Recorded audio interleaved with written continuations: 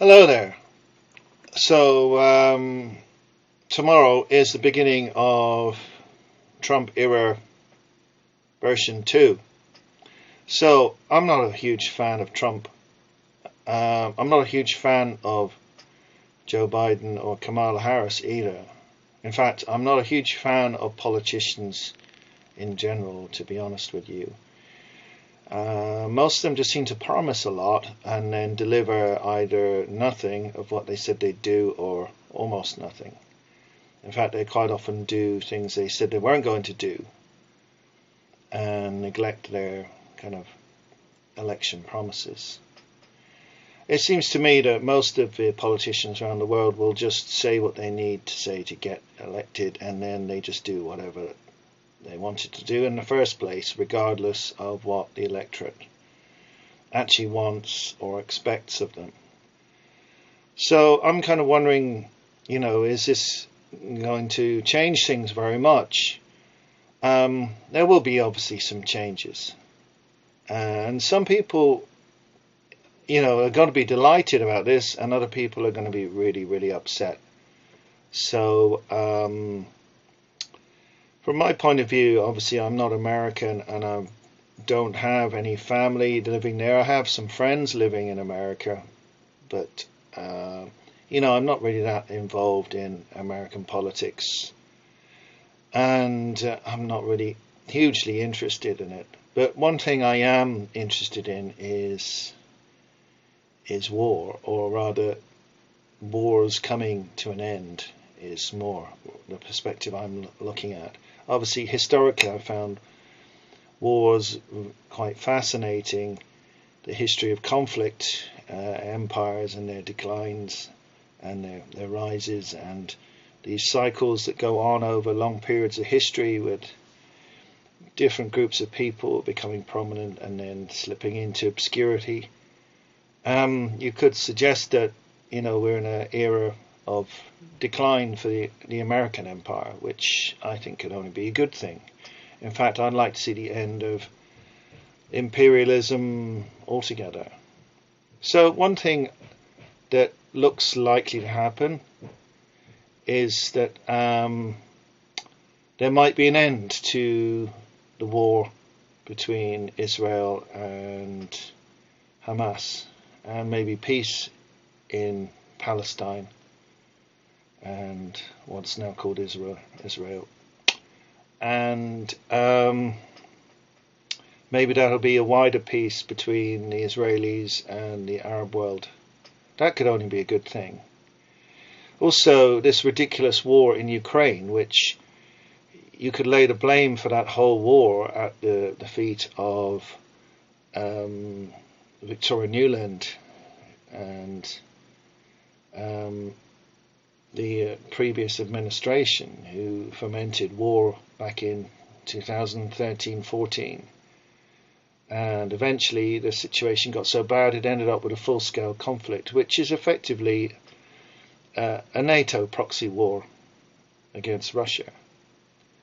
Now, I might be coming across as a Putin apologist now, having said that, but I don't believe he's some brilliant leader on the world stage. I think perhaps from a Russian perspective, he's turned that country around from the basket case that it was. But obviously, talking to some Russian people I know, they have a lot of problems with Putin. There's a lot of things he's done that they don't like. But the thing is, if he's willing to come to the table and talk to Trump and bring an end to the war, that can only be a good thing. It's damaging Europe. It's damaging Ukraine and Russia especially.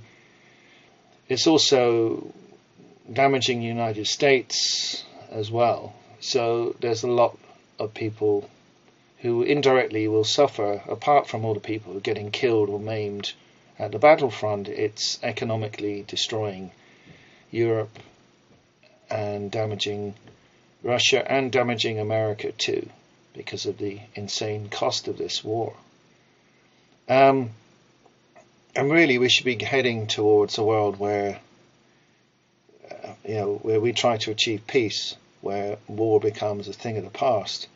Of course, there's a lot of vested interests against that. The arms industry all over the world, they want wars to keep happening, so they've got a reason to sell more weapons and develop new weapons, which they can then sell for vast sums of money.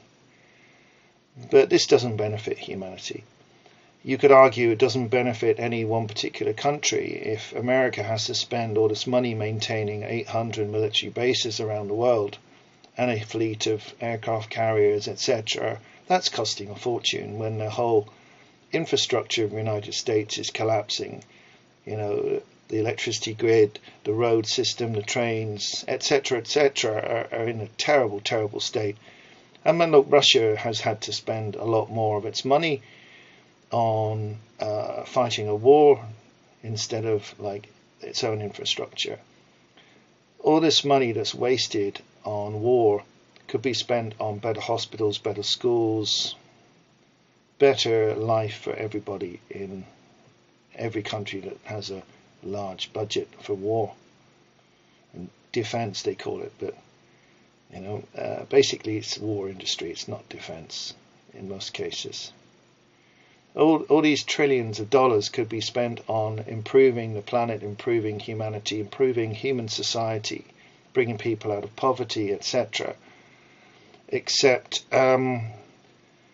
there's a very small and powerful group of people who prefer governments to spend their money on destruction and death and enrich them in the process. So it's really rather pathetic and sad that we're still in, you know, at this point in the 21st century, still spending so much of our time and energy on killing each other. So I would say yes, give peace a chance. If maybe Trump is a narcissist, or you know, I don't know. I don't really know what to think about this guy.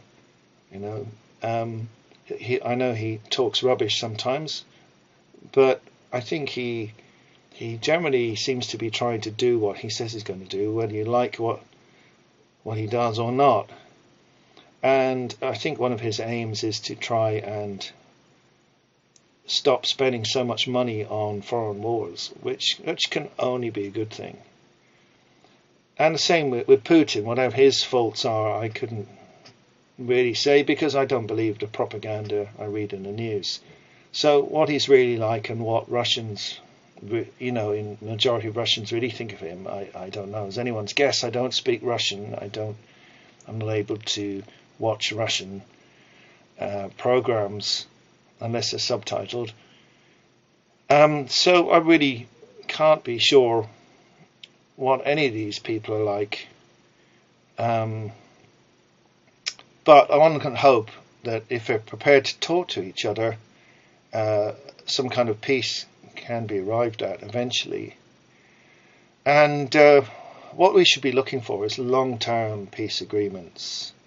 If you look back to Gorbachech and Reagan, they managed to create a sort of a stable situation which lasted right through until sort of Boris Yeltsin's sort of reign of drunkenness, which saw Russia sort of collapse into a heap, and then I suppose led directly to Vladimir Putin and his sort of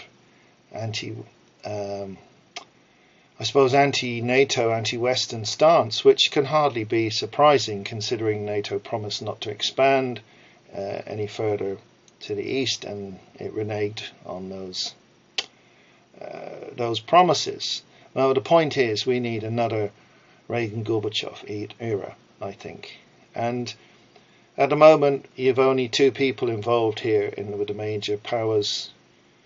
Of course, there's a Chinese Jinping involved, and not directly involved, but that's another problem for America. The main thing is Putin and Trump. So if these two guys will sit down and talk to each other and thrash out some kind of sensible arrangement, and perhaps Trump will do the same with Xi Jinping in China, it could only be a good thing if it means there's peace and less people dying, less people lives being destroyed, thrown into like poverty, homelessness, etc. And if the arms industry makes less money, then so be it. That can only be a good thing. I hope that in decades to come, the likes of Raytheon and Boeing and Lockheed and all these other manufacturers, the same with the Russian and ones, they'll all go out of business because there'll be no need for them anymore. That would be the ideal situation, that arms manufacturing will just cease. Maybe that's pie in the sky. Maybe I'm a dreamer, just like, the John Lennon song, Imagine. But I mean, that is ultimately where we should be headed, is towards a peaceful world where we no longer need to maintain these ridiculous armies in case of outbreak of war. So I think we should wait and see what happens, and pray that some kind of positive agreement can be reached which will make the world a bit of a safer place. Okay, that's it. I hope you enjoyed what I had to say. Feel free to leave a comment if you have anything to say about what I was discussing just now. And if you give me a thumbs up or subscribe, I'd also be delighted. Thanks for watching. Bye for now.